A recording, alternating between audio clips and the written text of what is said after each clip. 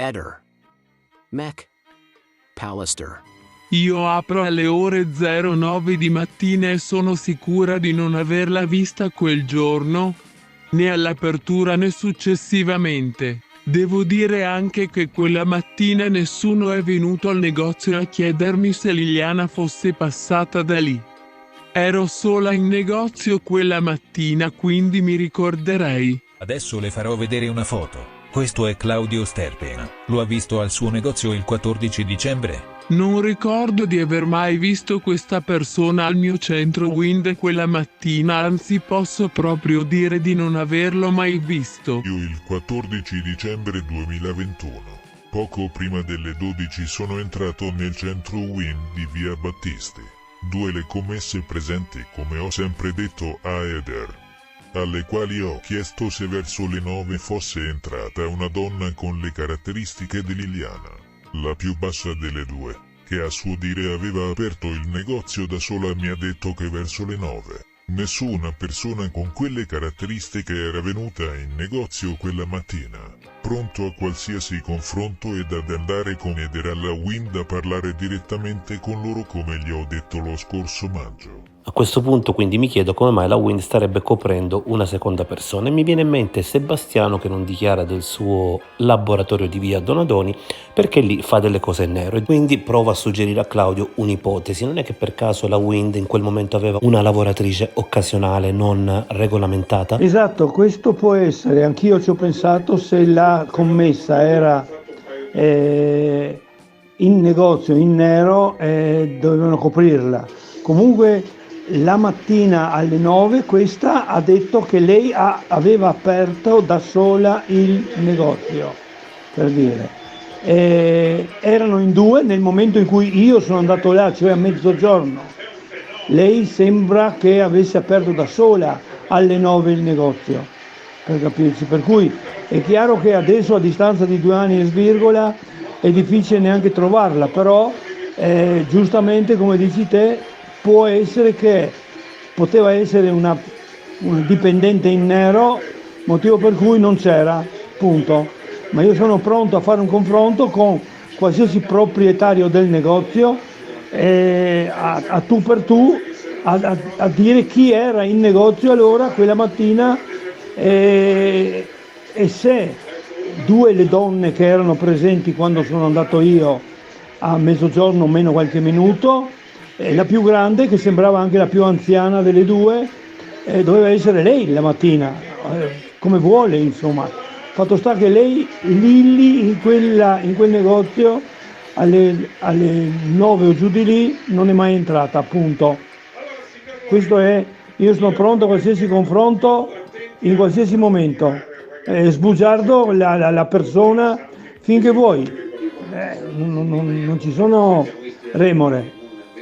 Io ricordo perfettamente quel giorno, purtroppo per me. La situazione è abbastanza palese, Iva sembra dare delle informazioni forzate creando una testimonianza molto discutibile, la stessa cosa avviene anche al centro Wind.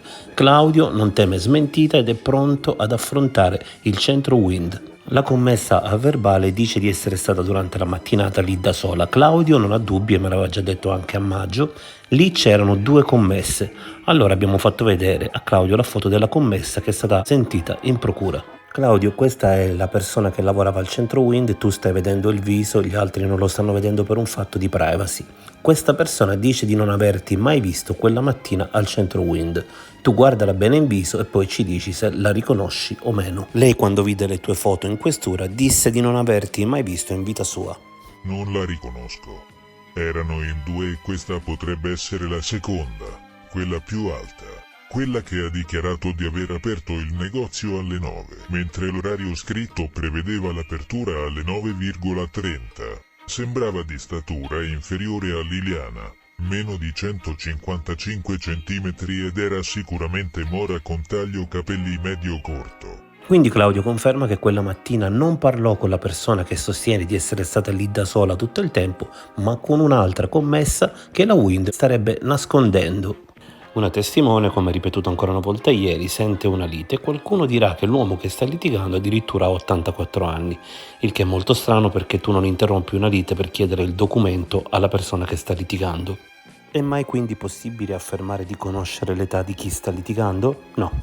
Ovviamente tra i nostri noti, quello che più o meno a quell'età era Claudio Sterpin. Sembra chiaro che qualcuno volesse incastrare Claudio Sterpin. Facciamoci una domanda: chi abitava in quella zona? In quei metri abitava zio Fulvio. Dei cassonetti a via Boegan incrocio asilo saranno circa 140 metri. Poi c'è una via in salita che si chiama via Cozzi e questa collega Boegan con strada per Longera. Sei praticamente arrivato al condominio di Covalero, case colorate in 350 metri.